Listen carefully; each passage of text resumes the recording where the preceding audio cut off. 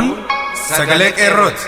Sagaleen qeerroo torbaanitti guyyaa 3 diddaa uummata Oromoo fi saboota cunqurfamoo impaayera biyyattii mara akkasumas shira mootummaa abbaa irree wayyaanee kan gabaasu. Kun sagalee qeerrooti.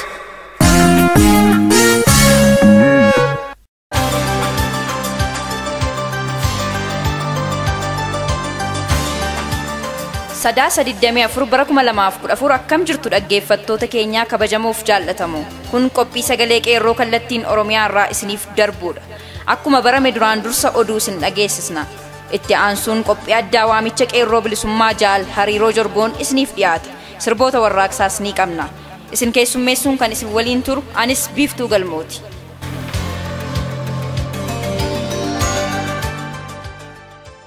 Amma angafoota oduu. Godina Jimmaa keessatti kan argamu kaambii waraana ittisa biyyaa wayyaanee gubatee balaa guddaa qaqqabsiise. Paartiileen siyaasaa filmaata bara 2015 irratti akka hin hirmaanne ibsuu jalqaban. Koreen giddugaleessa OPDO walamantaa dhabuun wal qorachaa jirti. Uummanni hawaasaa gaaffii abbaa biyyummaa finiinsaa akka jiran hubatame. Babal'ina oduuf jaal tokkicha murteessaa. Godina Jimmaa keessatti kan argamu kaampii waraana ittisa biyyaa wayyaanee gubatee balaa guddaan qaqqabuunsaa beekameera. Kaampii kana nama waraana kiyyaa keessaatu gube malee diina alaa dhufe miti jechuun waraana ishee qorachaa akka jirtus ifa ta'eera. Haaluma kanaan waraana wayyaanee kan ture lammiin Oromoo dhalataa Jimmaa kan ta'e Saaladdiin Jamaal namni jedhamu shakkamee hidhamuun isaa mirkanaa'eera. Daangaa ittisa biyyaa irratti kan argaman waraana wayyaanee cinaan tokko tarkaanfii waraanni wayyaanee sababa sakatta'insa waraana falmitoota bilisummaa jedhuun kan isheen uummata dararaa jirtu mormuun waraana walirratti banuun isaanii ni yaadatama. Paartiileen siyaasaa filmaata bara 2015 irratti akka hin hirmaanne ibsuu jalqaban. Paartiin Andinet jedhamuun beekamu filmaatichi haqa qabeessa ta'uusaaf waan abdachiisu hin jiru waan ta'eef akka hin hirmaanne ifa godhe. Dhimma kana ilaalchisee waraqaalee warraaqsaa aadannoowwan magaalaa fi baadiyyaa hawaasa keessatti akka maxxanfamaa fi rabsamaa jiran addaateera. Bifuma wal fakkaatuun gamtaan shamarran Oromoos godinaalee Oromiyaa tokko tokko keessatti waraqaalee warraaqsaa qabatanii aadannoowwan akka maxxanfachaa jiran barame. Koreen giddugaleessa OPDO wal amantaa dhabuun wal qorachaa akka jiran beekame. Miseensonni koree giddugaleessaa kun namoonni dandeettii hin qabne nun bulchanii nu qajeelchuufis hin danda'ani. Seerri ittiin bulmaata dhaaba keenyaa cabeera jechuun fincilaniiru. Haala kanaan koreen giddugaleessa OPDO keessaa walakkaatii ol kan ta'an adeemsa mootummaa wayyaanee balaaleffachuun gam tokko goranii qorannaatiin mormaa fi morma wal hudhanii akka jiran eerameera. Akkasumas haqa qabeessummaa filmaata biyyoota Afrikaa keessatti gaggeeffaman taajjabuun kan beekamu gamtaan Awurooppaa filmaata Itoophiyaatti bara 2015 gaggeeffamu akka taajjabuuf irratti hin hirmaanne ifa godhe. Haalli kun kan naasurra ishee buuse mootummaan wayyaanee paartiilee siyaasaa dirqisiistee filmaata kanarratti hirmaachisuuf jecha hidhuu akka calqabde mirkanaa'eera. Hidhuu qofa otoo hin taane paartiilee tokko tokko ammoo maallaqaan moksuufis yaalii gochuun hijibbaata xumuraa taasisuu irratti argamuu ishee irra ga'ameera. Dhumarratti Uummanni hawaasaa gaaffii abbaa biyyummaa finiinsaa akka jiru hubatame. Uummanni hawaasaa nuti naannoo ta'uu qabna malee godina taanee itti hin fufnu jechuun naannoo ta'uun keenya mirkanaa'ee beekamtiin nuuf haa kennamu jedhanii gaafachaa jiru. Oduun keenya har'aa kanuma qophiilee afaan waliin turtii gaarii.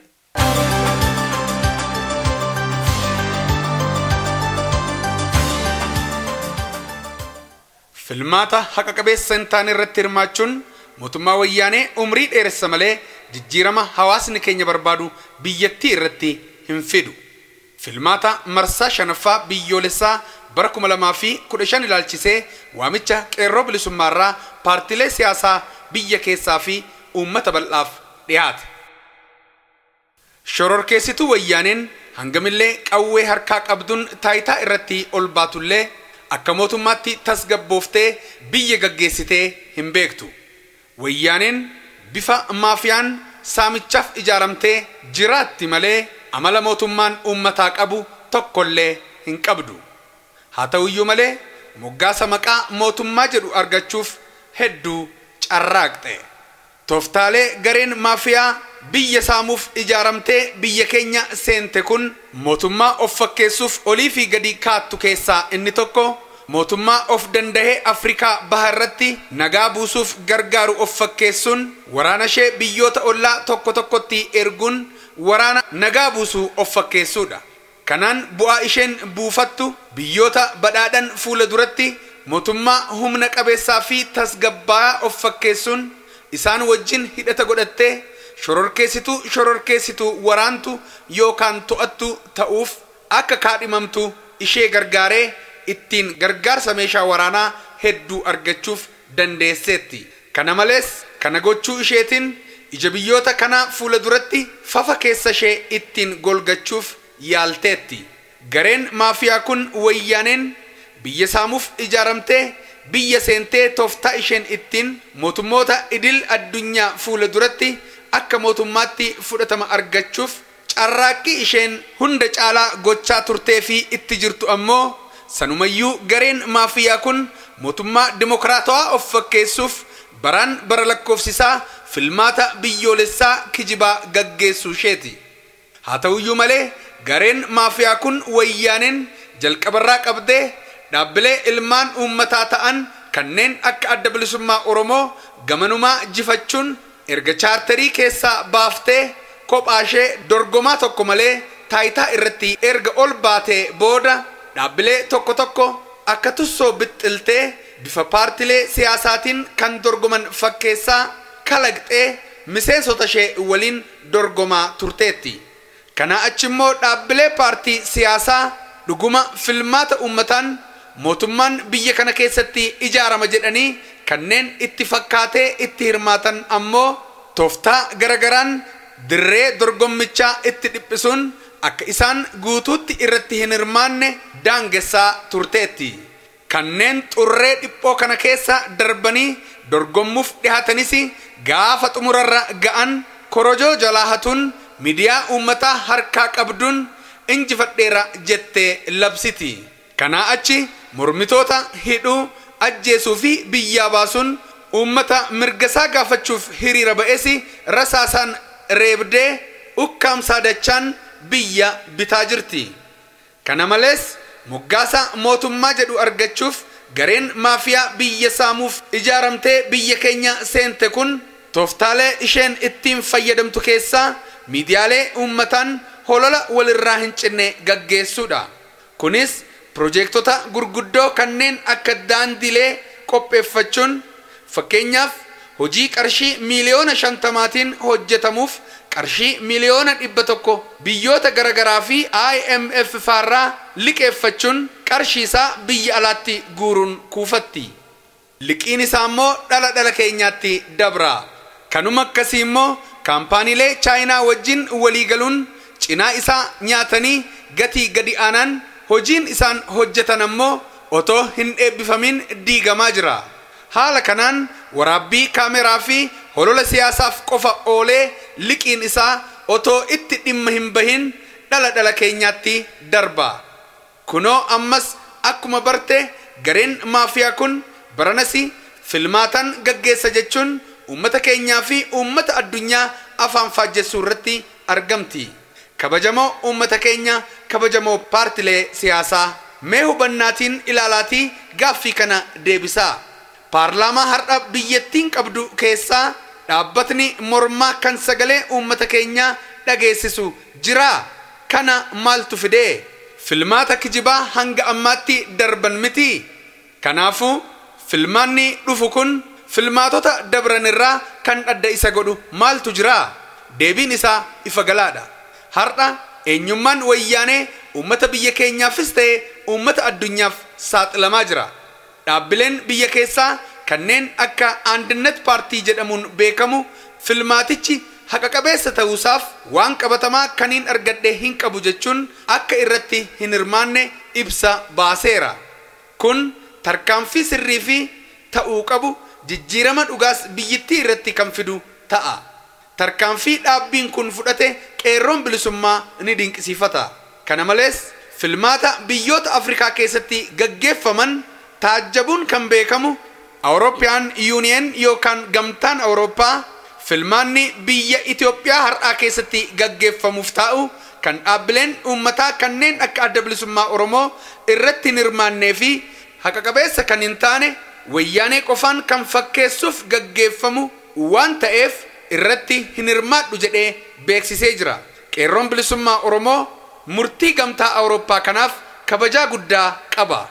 Kanaaf dhaabbileen biyya keessatti argamtan paartileen siyaasaa hundi keessanuu tarkaanfii wal fakkaatu fudhachuun umrii wayyaanee dhugaan gabaabsuu irratti akka qooda fudhattan biyyittii irratti jabaannee jijjiirama akka waliin finnu waamicha isinii dabarsina.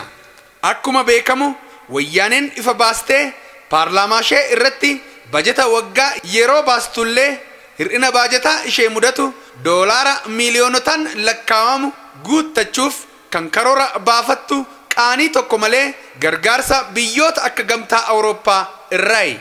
Kana jechuun mootummaan wayyaanee gargaarsa biyyoota kana malee gonkuma jiraachuu haa turuutii hojjettootaaf miindaa kaffaluu kan hin dandeenye ta'uu isheeti. Kanaafuu biyyoonni kun ammoo yooniif filmaatni dimokiraatawaa ta'e gaggeeffamuu baate gargaarsa waan irraa dhaabaniif paartileen siyaasaa biyya keessaa fi uummanni keenya akka wayyaaneen filmaata dimokiraatawaa fi haqa qabeessa hin gaggeessine beektanii irratti hirmaachuurraa akka of qusattan cimsinee dhaammanna. Filmaata haqa qabeessa hin taane irratti hirmaachuun mootummaa wayyaanee umrii dheeressa malee jijjiirama hawaasni keenya barbaadu biyyittii irratti hin fidu. Qeerroo bilisummaa Sadaasa 24 bara 2014. Bara kiyyoon fatahan lalamiko hidda sabu kaaso guyyaa kan hidhamehe laal komoko hidha gallakkiiso gaaffii bara dheeraaf laal komoko dhugaan nu deebiso tumsa gama taanee Oromiyaa falmachuuf qopha hunda qabnaa xiqqaa guddaa namaa tumsa gama taanee Oromiyaa falmachuuf qopha hunda qabnaa xiqqaa guddaa namaa Cida bara dubboon kiyyoon fatahan baraa Angorra kan teenye abashoonni garboonfatahan osoo qabna biraa Angorra kan teenye abashoonni garboonfatahan osoo qabna biraa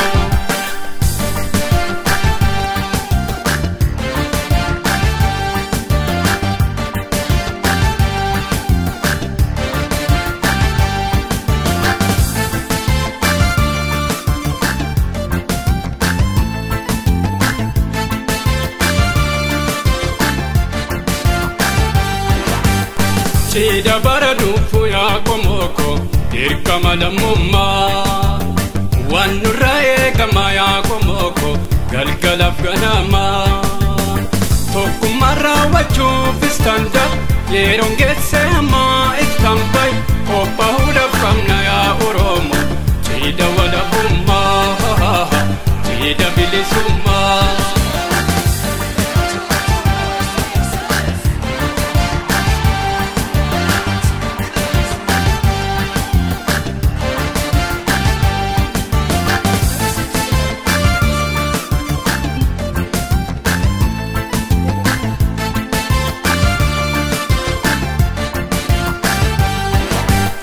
Guyyaa dachiif samihin laalamiko hidda jitaa lagaan Oromoodhaaf laalamiko jette himtu dhugaan Guyyaa dachiif samihin laalamiko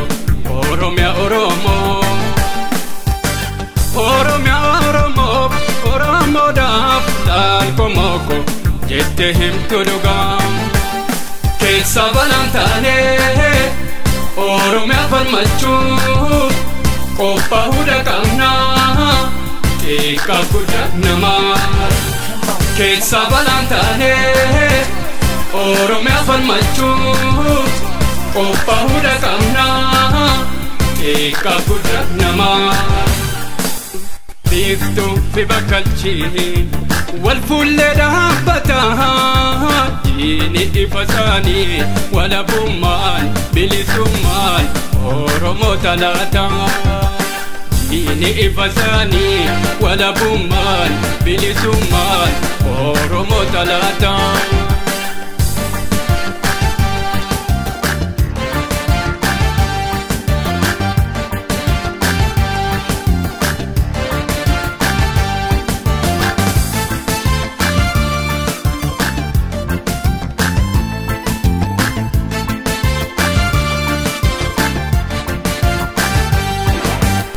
Sida baradufu ya komoko dirkama lamumma wanurrae kama ya komoko galgalaf ganama tokkummarra wachuuf istanda yerongesse amma ittambay qophahudaf kamna ya oromo sida walabumma sida bilisumma.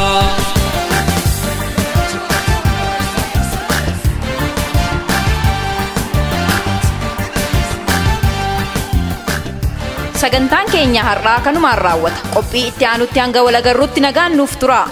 Injifannoo uummata Oromoof. Gadaan gadaa bilisummaati.